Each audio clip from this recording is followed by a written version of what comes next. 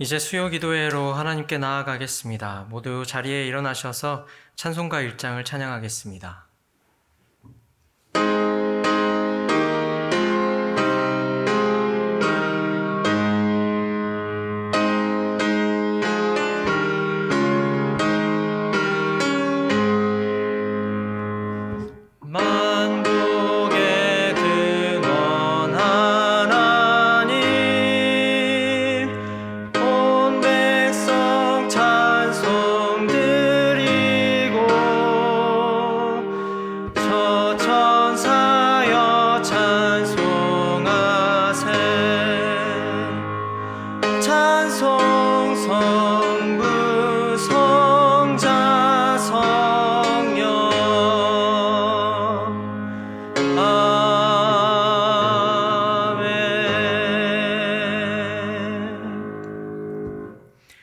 이 땅을 창조하시고 여전히 살아계셔서 피조세계를 통치하시는 하나님 아버지, 오늘도 우리가 그 하나님의 다스리심에 감응하여 예배의 자리에 나왔습니다.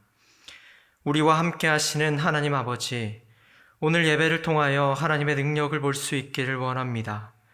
하지만 그 능력을 오해하지 않게 하시고 그 오해가 내 욕망을 채우지 않게 하소서. 부디 하나님을 더 깊이 아는 데 힘쓰게 하옵소서. 그리하여 하나님을 사랑하는 일과 타인을 사랑하는 일은 분리되지 않으며 분리될 수 없다는 사실을 깨닫게 하옵소서. 우리의 삶의 틈으로 찾아오신 주님, 우리의 여백을 허락하시는 주님, 오늘 만나는 예수 그리스도의 모습을 통해 그 틈과 여백이 채워지길 소망합니다. 이 모든 말씀 예수 그리스도의 이름으로 기도합니다. 아멘. 자리에 앉으셔서 찬송가 337장 찬양하겠습니다.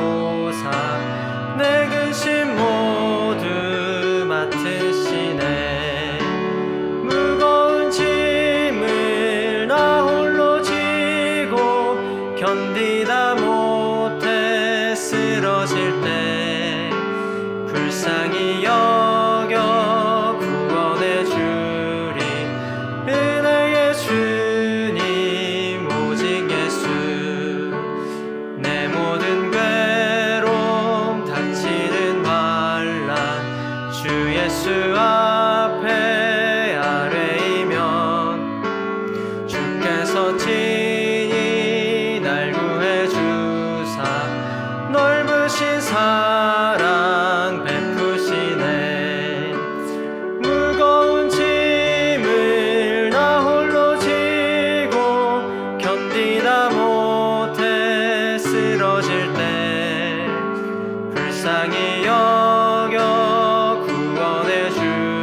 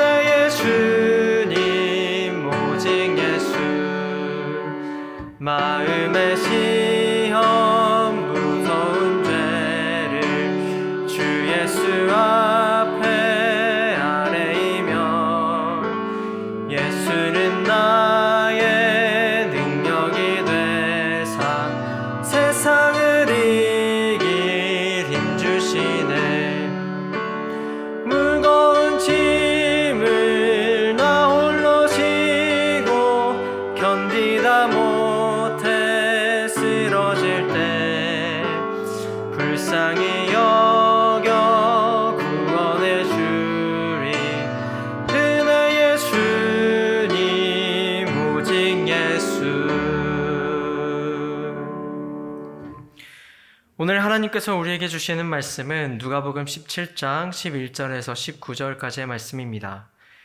신약 성경 124쪽입니다. 누가복음 17장 11절에서 19절입니다. 신약 성경 124쪽입니다.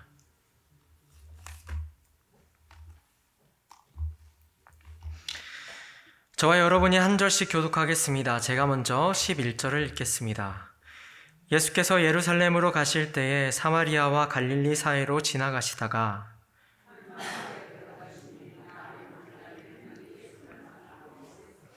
소리를 높여 이르되 예수 선생님이여 우리를 불쌍히 여기소서 하거늘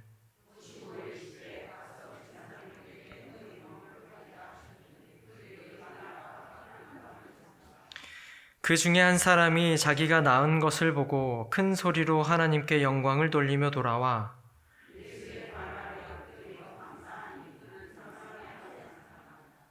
예수께서 대답하여 이르시되 10사람이 다 깨끗함을 받지 아니하였느냐? 그 9은 어디 있느냐?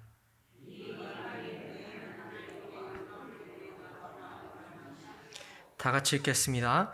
그에게 이르시되 일어나 가라 내 믿음이 너를 구원하였느니라 하시더라. 아멘. 네, 오늘은 우리 경계인이라는 제목으로 같이 말씀 나누겠습니다. 저번에도 그 예배 재개를 할 때 제가 첫 스타트를 끊었는데 이번에도 어김없이 제가 첫 설교를 하게 되었습니다. 제가 혹시 82년생 김지영이라고 들어보셨나요? 실존 인물은 아니고요. 처음에는 소설로 먼저 나왔다가 영화로까지 이어진 스토리입니다. 제가 처음에 책으로 접했는데 처음에 책을 읽을 때는 끝까지 다 읽지 못하고 덮어두었습니다. 그 이유는 읽으면 읽을수록 마음이 좀 먹먹해졌기 때문인데요. 그러다가 이제 영화화 된다는 소식을 듣고 이번엔 혼자 보지 말고 친구랑 봐야겠다 라고 생각하고 마음이 받는 지인과 같이 영화를 보러 갔습니다. 간단하게 말씀드리면요. 82년생 봄에 태어난 여자의 이야기인데요. 누군가의 딸이자 아내이자 동료이자 엄마로 살아가는 한 여자에 대한 이야기입니다. 그 이야기를 보면서 이 사회에서 한 여자로 살아간다는 게 얼마나 녹록치 않은 일인지 간접적으로 볼 수 있는 영화 스토리였습니다. 저는 남자이기 때문에 그 스토리를 다 이해하는 거는 좀 한계가 있습니다. 다만 저희 엄마의 삶을 옆에서 지켜봤던 것이나 저희 누나가 지나가는 말로 왜 성겸이만 하는 말들이 있었거든요. 굉장히 가볍게 하는 이야기였지만 그 말들이 떠올라서 조금은 가슴이 답답해지기도 했습니다. 도무지 남자들은 알 수 없는 일들을 여자들이 경험하고 있겠다 싶었습니다. 그를 둘러싼 환경뿐 아니라 그를 대하는 태도나 그를 바라보는 시선들이 그 여자를 더 힘들게 하는 것은 아닌가라는 생각도 했습니다. 이 사회가, 이 집단의 분위기가 한 사람의 인생을 어떻게 망가뜨리는지 볼 수도 있었습니다. 그러면서 나는 그 집단이 하는 행동에 일조하고 있진 않나 라는 생각까지도 들었습니다. 그 영화의 여운이 저에게 계속 남아 있었는데요. 그 이유는 그때 당시에 제가 고민하고 그리고 생각하던 지점과 좀 맞닿아 있었거든요. 좀 한 친구가 생각났기 때문입니다. 그 친구가 이제 불안장애와 공황장애를 앓고 있다는 사실을 뒤늦게 알게 되었는데요. 하루는 제가 이제 주일 사역을 하고 있을 때 그 친구랑 좀 친밀했기 때문에 그 친구는 제가 주일에 가장 바쁘다는 사실을 알고 있었어요. 심지어 그 친구가 저에게 전화했던 그 시간이 12시에서 1시 정도였습니다. 물론 그때는 제가 부서 사역이 다 끝난 뒤였지만 그래도 한참 바쁠 때였거든요. 근데 그 전화벨이 울리자, 진동이 울리자 약간 심상치 않음을 느꼈습니다. 왜냐하면 그 시간에 전화할 일이 거의 없거든요. 좀 급한 일이 생겼나 보다 생각하고 전화를 받았더니 지하철 화장실에 숨어서 오도 가도 못하는 상황이라고 얘기를 하더라고요. 이유인즉슨 여느 때와 같이 지하철을 타고 이제 교회로 향하는 길이었는데 사람이 많은 지하철을 타다 보니 갑자기 숨이 쉬어지지 않고 몸이 움직이지 않더라는 겁니다. 그래서 겨우겨우 몸을 이끌고 화장실 안으로 들어가서 거기에 숨어 있었습니다. 그래서 이제 교회에 양해를 구하고 제가 그 친구를 만나러 갔어요. 저도 처음 보는 광경이라 그 친구를 안심시키기 위해 애를 썼지만 잘 되지 않아서 지인에게 전화를 걸어서 어떻게 안심시키면 될지 조언을 듣고 1시간 반 정도 걸렸던 것 같아요. 차 안에서 좀 안정시켰습니다. 그리고 좀 안정이 된 다음에 제가 그 친구에게 물었습니다. 도대체 무슨 일이 있었던 거니? 너가 살아오면서 너에게 충격적인 일이 있었니? 아니면 너가 크게 상처받을 만한 일이 있었니? 라고 물어봤습니다. 그런데 별다른 일이 없었던 거예요. 다만 그 느낌이 처음 시작했던, 그 증상이 나타나기 시작했던 시점은 기억한다고 얘기를 하면서 말을 해주었는데, 반주자였거든요, 교회에. 여느 때와 같이 반주를 하고 있는데 가끔 이제 실수도 하고 하잖아요. 근데 갑자기 그날따라 실수를 하고 난 다음에 뒤에서 사람들이 나를 너무 쏘아보는 느낌이 들었고 갑자기 등 뒤에서 식은땀이 막 흐르기 시작했다고 합니다. 그때부터 그런 증상이 시작이 됐대요. 30살이 넘었으니까 10년이 넘는 동안 이렇게 힘든 삶을 살고 있었던 겁니다. 겉으로는 전혀 몰랐지만 벼랑간 아무도 모르는 시기에 그런 증상이 나타나는 거예요. 그래서 저는 이런 의문이 들었습니다. 충격적인 사건이 있었던 것도 아닌데 왜 이 친구는 이렇게 아파야 하는 걸까? 이런 의문을 가지고 한동안 이 친구를 지켜봤습니다. 오늘도 본문 안으로 들어갈 텐데요. 이런 의문을 가지고 좀 들어가 보면 좋겠습니다. 본격적으로 본문을 들어가기 전에요. 이 본문을 익히 아시는 본문이지요. 많은 교회에서 이 본문을 활용해서 감사에 대한 이야기를 합니다. 특히 감사절 같은 경우에는 이 본문으로 감사하셔야죠. 하나님이 여러분에게 준 게 너무 많은데 여러분이 감사하셔야죠. 이렇게 얘기하곤 합니다. 그런데 저는 오늘 본문을 대하면서 이 감사 너머에 다른 메시지가 있지는 않을까 하는 의문을 가지고 본문을 살펴보았습니다. 먼저 한 가지 오해를 바로잡고 가면 좋겠습니다. 이 본문이 말하는 나병은요, 그리스도어로는 레프로스라고 하고요, 히브리어로는 짜라아트라는 단어입니다. 이에 대한 자세한 규정은 레위기 13장에 기록되어 있습니다. 우리가 흔히 알고 있는 나병은 한센병으로 불리죠. 그 나병은 이제 피부가 점점 뭉개지고 그리고 수족을 잃게 만들고 뼈를 기형으로 만들고 그리고 심지어 이제 전염까지 되죠. 사람을 굉장히 고통스럽게 비참하게 죽어가게 만드는 무시무시한 병입니다. 근데 반면에 레위기 13장에서 말하는 짜라아트라는 병은요, 시간이 지남에 따라서 자연스럽게 치유되는 것으로 묘사하고 있습니다. 더군다나 주변 문맥을 살펴보면 아이를 낳은 여자를 부정하다고 말하고 달거리를 하게 된 여자, 몽정을 한 남자, 벽에 난 곰팡이를 부정하다고 얘기하는 그 맥락 속에 위치합니다.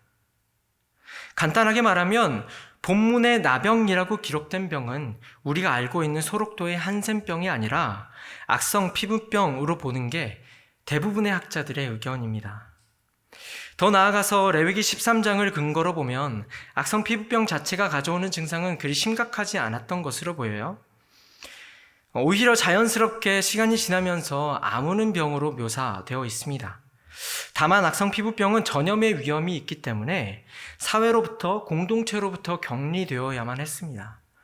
그래서 이 악성 피부병의 질병을 앓는 이들의 고통은 질병으로부터 오는 몸의 고통이라기보다는 사회적 고통이었습니다.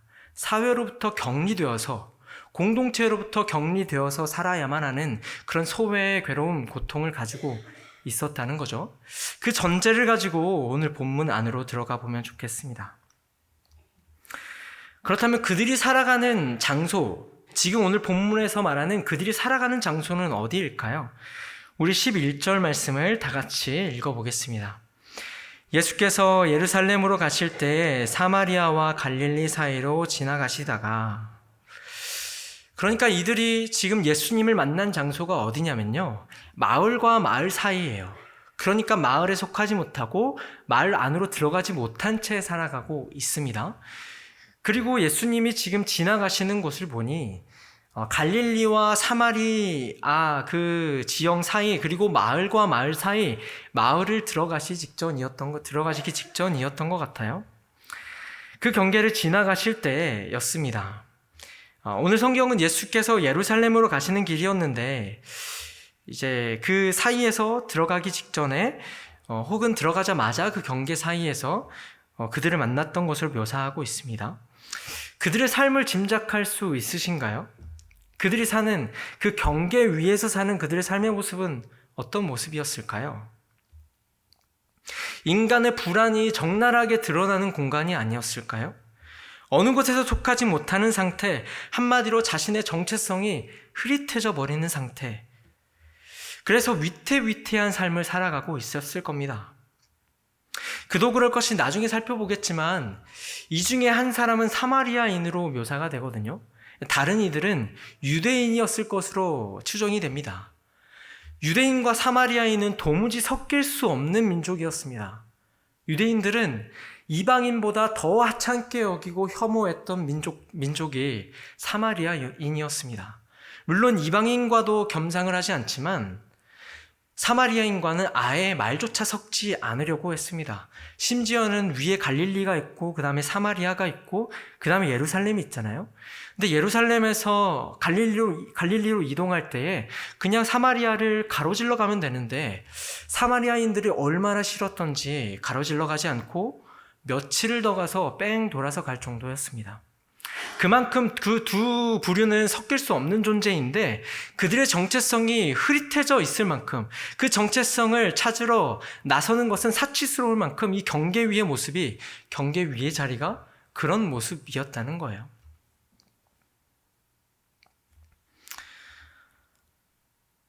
88만 원 세대라는 책을 저술한 우석훈 씨가 언젠가는 한번 사과를 한 적이 있습니다. 그 책의 결론은 청년들이여 짱돌을 들어라 였습니다. 이거는 폭력 시위를 해라 그런 게 아니라 청년들은 이 사회의 부조리를 참으면 안 되고 불의에 대해서 맞서 싸우고 얘기할 수 있어야 되고 목소리를 내어야 한다. 그래서 더 좋은 세상으로 만들어야 한다는 얘기였습니다. 그러니까 너의 정체성은 이 세상의 불의에 대해서 싸우고 이 세상을 더 좋게 만드는 것에 있다고 얘기하고자 함이었겠죠. 그런데 시간이 지나서 우석훈 씨가 이에 대해서 사과를 했습니다.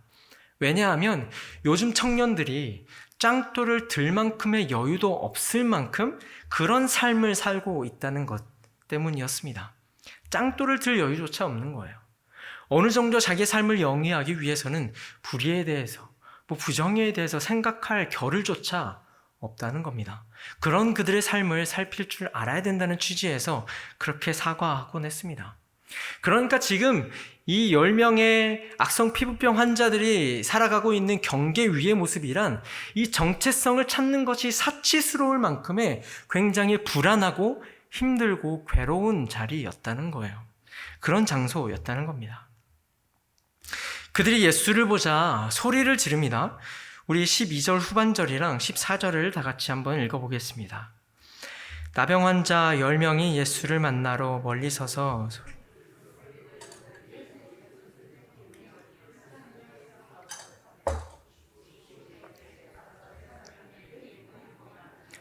그들이 가다가 깨끗함을 받은지라. 우리를 불쌍히 여기소서. 이 외침은 우리에게 굉장히 익숙한 외침이죠. 우리가 기도할 때 종종 사용하는 문구입니다. 그런데 그들의 외침이 별로 신앙적으로 보이지 않습니다. 왜냐하면 그들은 예수님을 선생님이라고 부르고 있는데요.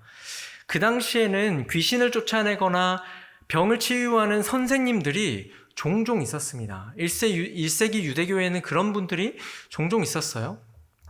그래서 이들도 아마도 예수님에 대한 소식을 들어왔을 겁니다. 너무나 유명했겠죠. 그래서 이들이 예수님을 대하는, 예수님을 부르는 태도는 어떤 태도냐면 병을 치유해주고 귀신을 쫓아내주는 그냥 그런 선생님 정도로 생각하고 있다는 것을 알 수 있습니다. 그리고 예수님은 그들에게 이렇게 말하죠. 제사장들에게 너희 몸을 보이라. 앞서 말했듯이 이들의 고통은 질병으로부터 오는 고통이라기보다는 사회적 고통이라고 말씀드렸습니다. 공동체에서 분리되었다는 말이죠.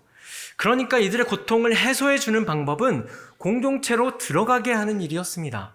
그러니까 예수님은 질병을 고칠 수 있는 사람으로 이들이 인식하고 있지만 이들을 공인하여 공동체로 들여보낼 수 있는 존재는 제사장이었습니다. 그걸 너무 잘 알고 계셨죠. 그래서 예수님께서는 이들에게 제사장들에게 몸을 보이라고 말씀하고 계신 겁니다. 예수님 또한 이들이 어떤 고통에 의해서 고통스러워하는지 잘 알고 계셨던 거죠. 그리고 그들은 예수님의 말만 따라 제사장들을 향해서 나아갑니다. 아직 병이 나은 건 아니지만 한번 해봄직한 일이었습니다. 실제로 그들은 가는 중에 병이 나았다는 사실을 알게 됩니다. 그리고 나서 그 중에 9명은 이 성경의 무대에서 사라집니다. 그리고 성경은 한 사람에게 포커스를 맞추는데요. 15절과 16절 말씀을 다 같이 읽어보겠습니다. 그 중에 한 사람이 자기가 나은 것을 보고 큰 소리로 하나님께 영광을 돌리며 돌아와 예수의 발 아래에 엎드려 감사하니 그는 사마리아 사람이라. 그는 사마리아 사람이라. 9명은 오지 않았지만 이 한 명의 사람이 예수님께 나아온 그 이유를 설명하려는 듯 성경은 이렇게 말합니다. 그는 사마리아 사람이라. 9명의 사람들은 어디로 갔을까요? 여러 가지 상상을 할 수 있겠지만 담백하게 생각해 보면 당연히 성전을 향해 예루살렘을 향해 갔습니다. 거기에 그들이 만나야 할, 그들을 공동체 안으로 들여보내줄 제사장들이 있기 때문입니다. 그런데 이 사마리아인은 어디를 가야 할까요? 방금까지 그들과 어울렸던 이 사마리아인은 갈 수 있는 성전이 없습니다. 원래 이 사마리아인들의 성전이 있었던 이 그리심산의 성전은 주전 2세기에 유대인들에 의해서 이미 무너진 후였습니다. 사마리아인이 만날 제사장도 사마리아인이 갈 성전도 없습니다. 하나의 문제가 해결되었지만 그는 여전히 경계 위를 살아가는 것만 같습니다. 10명 중에 1명만이 그대로 경계인으로 남아 있습니다. 이 경계인, 한 명의 경계인은 오도 가도 못하는 상황에서 앞을 향해 계속 전진하는 9명의 유대인들을 보면서 무슨 생각을 했을까요? 경계 안으로 들어갈 일만 남은 그들의 뒷모습을 보며 혼자 남겨진 이 경계인은 무슨 생각을 했을까요? 제가 자취를 10년 조금 넘게 했습니다. 그 자취를 하는 동안 수많은 룸메이트들이 지나쳐 갔는데요. 그 중에서 기억에 남는 룸메이트가 뉴질랜드인이었습니다. 한국 사람이긴 했습니다. 그런데 뉴질랜드 국적을 가지고 있었거든요. 근데 그 전에 이제 같이 사역을 했는데 그 전도사님이 뉴질랜드에서 한국으로 넘어온 이유가 좀 독특했습니다. 왜냐하면 뉴질랜드에서 굉장히 어렸을 때 뉴질랜드로 이민을 갔고요. 거기에서 초등학교, 중고등학교를 다 나오고 대학까지 나오고 목회자로 부름을 받아서 뉴질랜드 장로교회에서 목회자 후보생으로 잘 훈련받고 있는 상태였습니다. 그 과정을 밟고 있었어요. 그런데 돌연 한국으로 가야겠다고 결심을 합니다. 그 이유인즉슨 자신이 한국인의 정체성을 가지고 있는데 여기에서는 뉴질랜드인도 아니고 한국인도 아닌 애매한 위치였다는 거예요. 그리고 자신이 만난 청년들을 보아하니 그들도 똑같은 그 정체성의 혼란을 겪고 있었다는 겁니다. 그래서 그 전도사님이 돌연 이게 얼마나 힘든 결정이냐면 아내도 있었고요. 2 아들도 있었습니다. 그런데 그들을 가족들을 남겨두고 홀로 여기에 넘어와서 친할머니가 계셨는데 그 할머니 집에서 숙식을 하면서 입시 공부를 했더랬습니다. 그런데 그 할머니가 하필이면 독실한 불교 신자였습니다.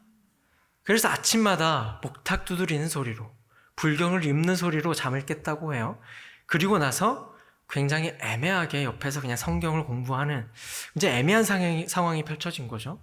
그 환경을 감수하면서까지 한국에서 신학을 공부하기로 한 이유는 자기의 정체성을 찾기 위함이고 정체성의 혼란을 겪는 그 청년들을 돕기 위함이었습니다. 이렇게 정체성이 중요한 일입니다. 중요한 개념입니다. 그런데 이 사마리아인은 어느 곳에도 속하지 못하는 경계인으로 여전히 남아 있습니다. 우리는 하나님을 공평하신 하나님이라고 고백하죠.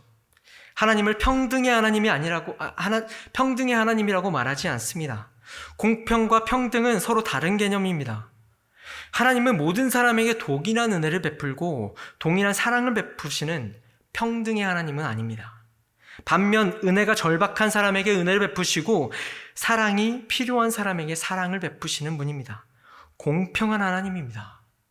예컨대 많이 가진 사람이나 안정적인 사람이나 많이 채워진 사람보다는 가난하고 결핍하고 낮아진 사람에게 더 애를 쏟고 마음을 쏟으시는 공평한 하나님이십니다. 이들 모두가 하나님의 자녀가 될 동등한 자격이 있습니다. 자격은 평등합니다. 하지만 더 많이 가진 사람보다 결핍한 사람이 하나님의 은혜를 경험하고 하나님의 사랑을 느낄 가능성이 큽니다. 하나님은 공평하신 하나님이시기 때문입니다. 우리가 하나님을 만났던 때를 기억해 보십시오. 우리의 모든 군더더기가 벗겨지고 더 이상 우리가 하나님을 부르짖는 것 외에는 할 수 있는 일이 없는 상황에 놓여졌을 때 우리는 하나님을 만납니다.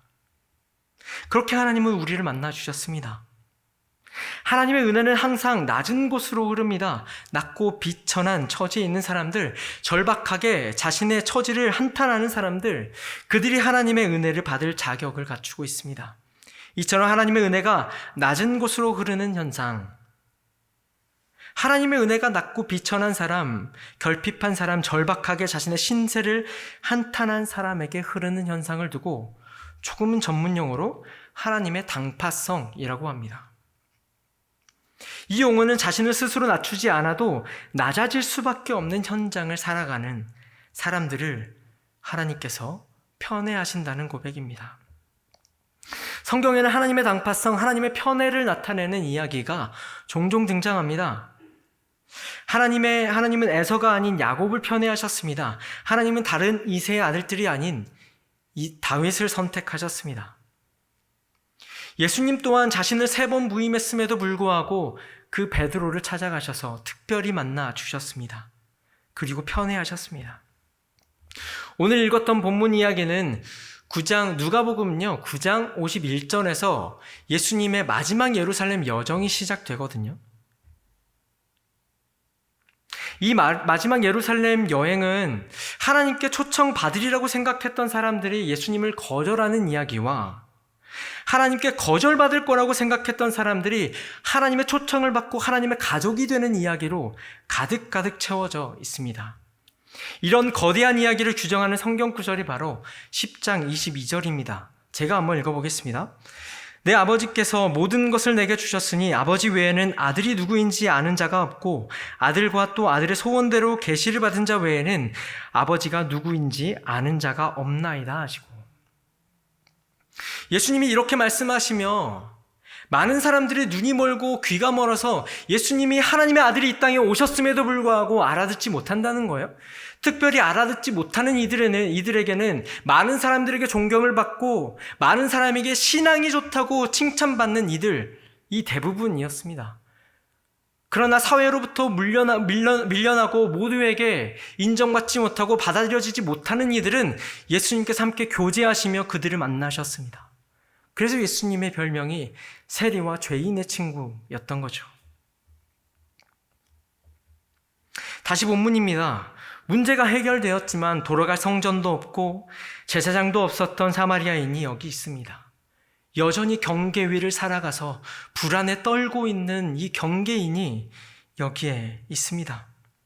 그 사람이 할 수 있는 일이라곤 자신의 문제를 해결해준 예수라는 선생님 앞에 돌아오는 것밖에 없습니다. 그런데 그를 본 예수님의 반응이 독특합니다. 17절과 18절의 말씀을 다 같이 읽어봅니다. 예수께서 대답하여 이르시되 10사람이 다 깨끗함을 받지 아니하였느냐? 그 9은 어디 있느냐? 이 이방인 외에는 하나님께 영광을 돌리러 온 자가 없느냐 하시고, 이 이방인 외에는 하나님께 영광을 돌리러 온 자가 없느냐, 이 말을 다른 분이 이제 의역을 했는데요, 제가 한번 가져와 봤습니다. 읽어보겠습니다. 돌아갈 성전도 없고 만나야 할 제사장도 없는 이 불쌍한 사마리아 사람 이외에는 내가 참 성전이며 내가 참 제사장이며 내가 하나님이라는 사실을 깨달은 자가 없느냐? 예루살렘은 예수님을 가리키는 표식에 불과합니다. 예수님의 그림자에 불과합니다. 참 성전이신 예수님, 참 선지자이신 예수님이 여기 있습니다. 인간과 하나님이 만나는 진정한 장소, 인간과 하나님이 연결되는 유일한 장소인 예수님이 여기 있습니다.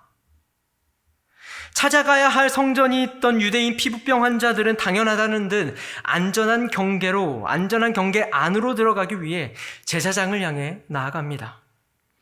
그 때문에 그들은 예수님을 알아보지 못합니다. 반면 아이러니하게도 안전한 경계로 들어갈 방도가 없는 이 경계인 사마리아인만이 참된 진리를 깨닫습니다. 아까 10장 22절을 말씀드렸는데요. 10장 23절 이 고백의 무게를 다시 한번 알려줍니다. 제가 읽습니다. 제사장들을 돌아보시며 조용히 이르시되 너희가 보는 것을 보는 눈은 복이 있도다. 제자들을 돌아보시며 조용히 이르시되 너희가 보는 것을 보는 눈은 복이 있도다. 많은 선지자들과 왕이 보고자 했지만 그동안 보지 못했던 것을 너희가 보고 있다는 거예요. 오늘 그렇게 보고 있는 존재가 바로 경계인인 사마리아인입니다. 사마리아인이 예수 앞에 나아갈 수 있었던 이유는 그가 여전히 경계 위에 있었기 때문입니다. 문제가 하나 해결되었지만 또 다른 바람이 불어옵니다. 자신이 여전히 경계 위를 살아가야 한다는 괴로움으로 그걸 알고 예수님 앞에 엎드려 온몸으로 표현합니다. 그 경계인은 여전히 낮은 곳에서 예수님의 편애를 입고 있습니다. 그 경계 위의 자리가 편애의 자리입니다. 그 영화가 끝나고 친구가 제게 물었습니다. 너 영화를 보면서 왜 이렇게 울었어? 영화에서 82년생 김지영은 결국 정신질환을 앓게 됩니다. 그를 둘러싼 환경이 그가 서서히 아프도록 만들었습니다. 제가 울었던 이유는 그 불안장애를 앓고 있는 그 친구가 생각났기 때문입니다. 그 친구에게는 누가 들어도 헉할 만한 충격적인 일은 없었지만 누구에게도 말하기 애매한 그 애매한 일들이 켜켜이 쌓여서 그 친구를 아프게 했겠다. 그 10년 동안 어쩌면 그 전부터 그를 그렇게 옥죄고 힘들게 했겠다 싶었습니다. 자세히 말할 수는 없지만 그가 아프지 않은 게 이상했습니다. 그 앞에서 저는 더 무력한 기분이 들어서 눈물을 한껏 쏟아냈습니다. 영화를 보고 나서도 여운이 너무 오래 남아서요. 불쑥불쑥 목이 맸습니다. 영화에서 느꼈던 그 무력감을 현실에서 저 개인적으로도 느끼고 있었기 때문입니다. 삶이 지속될수록 어떤 문제에 더 깊이 관여하면 관여할수록 괴롭습니다. 그리고 주위에 힘든 이들이, 아픈 이들이 자꾸만 늘어납니다. 인생은 뜻대로 풀리지 않고 현실의 한계, 부조리의 한계, 깨어짐의 한계가 우리의 삶을 자꾸만 덮쳐옵니다. 우리 모두가 경계 위를 살아가는 것만 같습니다. 심지어 그 경계 위를 일부러 찾아 들어온 사람들이 곳곳에 있습니다. 특히 우리 교회만 봐도 그런 분들이 보이죠? 소리도 없이, 그리고 누구의 알아주는 눈총도 없이 그냥 여기저기서 봉사하며 사람들을 섬기는 이들이 있습니다. 특히 저희는 교육지체 교사들을 기억합니다. 지금 이렇게 힘든 시기에 그 누구도 알아주지 않고 아이들과 함께하면 함께하려고 할수록 아무것도 보이지 않고 무력감을 느끼는 교사들이 제 눈에 밟힙니다. 제가 연초에 가장 많이 했던 작업은 교사들을 만나서 신앙의 실력은 아무것도 입증되지 않을 것 같은 이 시기에 견뎌내는 일인 것 같다 라는 얘기를 자주 나눴습니다. 저도 자꾸만 이 비대면 시기에 아이들을 만나지 못하고 시작한 이 사역에 무력감을 느끼고 있었기 때문입니다.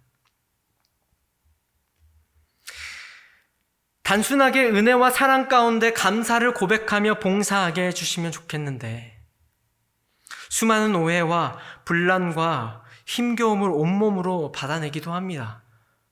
교회 안에서 말이죠. 하나님은 왜 그렇게 일하실까요? 왜 하나의 문제가 해결되면 어김없이 다른 문제가 찾아와 우리를 괴롭히게 그대로 두실까요? 이유는 간단합니다. 아무런 시련과 어려움 없이 고뇌와 눈물 없이 그저 교회를 다니며 믿음 생활하는 것은 진짜 믿음이지 않기 때문입니다.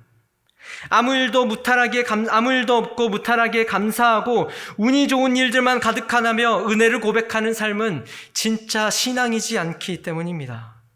9명의 유대인들은 경계를 벗어나서 그 안으로 들어가는 것이 인생의 최대 목표였을 겁니다. 그들도 하나님께 감사를 드렸겠죠. 그런데 그런 그들의 하나님은 그냥 그들의 문제를 해결해 주는 그 정도의 하나님, 그런 저급한 하나님 정도입니다. 그들은 그렇게 하나님을 이용하지 않는 듯 이용합니다. 홀로 경계인으로 남은 이 사마리아인은 어떤 삶을 살아갈까요? 그는 적어도 안전한 경계 안으로 들어가는 것이 인생의 최대 목표가 아니게 될 겁니다. 자신의 안전을 확보하고 무탈한 삶을 꾸리는데 온 힘을 쏟지 않을 겁니다. 막연하게 더 나아질 내일을 기대하며 살아가지 않을 겁니다. 문제 해결을 위해 하나님을 이용하며 살아가지 않을 겁니다. 아마도 여전히 경계 위를 살아가겠지만, 남몰래 눈물 훔치며 괴로워하겠지만 그 전과는 전혀 다른 정체성으로 회복된 마음으로 달라진 삶의 방향성을 가지고 살아가게 될 겁니다. 이 9명의 유대인과 1명의 이방인 중에 누가 절망적입니까? 누가 더 복 있는 사람입니까? 끝까지 아프고 먹먹한 일들이 가득한 경계의 자리지만 그곳에 하나님께서 우리를 부르셨다고 믿습니다. 그 경계의 자리가 하나님께서 편애하신 자리라고 믿습니다. 그 경계인으로서의 부르심을 아는 사람이 진짜 복 있는 사람입니다. 마지막으로 바울의 고백을 읽고 말씀을 마치고자 합니다. 지금 경계인으로서 경계에 서 계신 여러분, 우리는 속이는 자 같으나 참되고 무명한 자 같으나 유명한 자여, 죽은 자 같으나 보라 우리가 살아있고, 징계를 받은 자 같으나 죽임을 당하지 아니하고, 근심하는 자 같으나 항상 기뻐하고, 가난한 자 같으나 많은 사람을 부요하게 하고, 아무것도 없는 자 같으나 모든 것을 가진 자로다. 아멘. 시간 다 같이 기도하면 좋겠습니다. 지금 서 계신 자리가 어디인가요? 혹시 경계 안으로 들어오는 것으로 인해 안도하며 살아가고 계신가요? 하나님께서는 우리를 경계인으로 부르셨음을 기억하십시오. 예수께서는 자신을 따르겠다고 요청하는 이들에게 나는 머리 둘 것 없는 사람이다 라고 얘기하셨습니다. 그리고 예수께서 만나신 이들의 면면을 보면 은혜는 낮은 곳으로 흐르며 경계의 자리를 편애하시는 하나님의 당파성이 보입니다. 그렇게 경계를 뚫고 나와 부르심의 자리로 나아갈 수 있는 힘을 달라고 기도하시면 좋겠습니다. 혹시 지금 경계인으로 살아가고 계십니까? 날마다 다른 바람이 부는 곳에서 몸부림치고 계십니까? 주님 앞에 나오십시오. 거기에 은혜가 있고 신앙의 싹이 틉니다. 하나님의 편애를 받으시고 위로를 받으십시오. 그렇게 성경이 말하는 복 있는 사람이 되기를 고대하십시오. 오늘 말씀을 생각하시면서 다 함께 기도하시면 좋겠습니다. 기도하겠습니다. 사랑해 주님 감사합니다. 하나님, 우리를 경계인으로 부르셨음을 기억합니다. 우리의 삶은 불완전하며 자꾸만 아프고 괴로운 일들이 가득합니다. 내가 아프지 않아도 내 주위에 자꾸만 아프고 힘든 이들이 눈에 밟힙니다. 하나님, 은혜는 낮은 곳으로 향한다는 사실을 기억하게 하시고 우리도 그 은혜를 따라서 낮은 곳으로, 비참한 곳으로 더 나아갈 수 있도록 도와주시옵소서. 그런 그들과 함께하며 우리 또한 하나님의 당파성을 가지고 경계인으로서 이 땅을 살아갈 수 있도록 주님 함께하여 주시고 우리를 이끌어 주시옵소서. 우리에게 놀라운 힘을 허락하여 주시옵소서. 주님 함께하여 주시옵소서. 주님 인도하여 주시옵소서. 한 가지만 더 놓고 기도하겠습니다. 특별히 이 어려운 시기에 이 교회에서 여전히 자리를 지키며 봉사하며 사람들을 섬기며 교회를 섬기는 이들을 기억하시면 좋겠습니다. 특히 교육 지체의 교사들, 주님께서 위로하여 주시고 은혜를 베풀어 주셔서 정말 보이지 않는 이 사역 가운데 지치지 않도록 허락하시고 하나님이 우리와 함께 하시며 이 자리를 지키는 이 경계인으로서 함께하는 우리와 놀라운 힘으로 우리를 통하여 하나님의 이야기를 만들어 가신다는 사실을 기억할 수 있도록 그렇게 중보하며 기도하며 나가면 좋겠습니다. 기도하겠습니다. 사랑의 주님, 함께하여 주시옵소서. 이 교회를 불쌍히 여기시고 하나님, 이 교회에서 이 자리마다 자리를 지키며 이 어려운 시기에 봉사하는 이들을 기억합니다. 그들을 함께하여 주시고 그들이 지치지 않도록 하나님께서 주시는 놀라운 힘으로 온전히 교회를 세워갈 수 있도록 주님 함께하여 주시옵소서. 하나님, 아이들을 만나지 못하고 보지 못하는 가운데 여전히 자리를 지키고 그들과 함께하기 위해 애를 쓰는 교사들을 기억하여 주시고 그들에게 주님이 이전에 경험하지 못했던 힘으로 그들이 감당하며 나아갈 수 있도록 그리하여 하나님께서 그들과 함께 하시며 그들을 통하여 하나님의 이야기를 만들어 가시는 놀라운 경험들을 할 수 있도록 주님 함께 하여 주시고 인도하여 주시옵소서. 아버지, 함께 하여 주옵소서.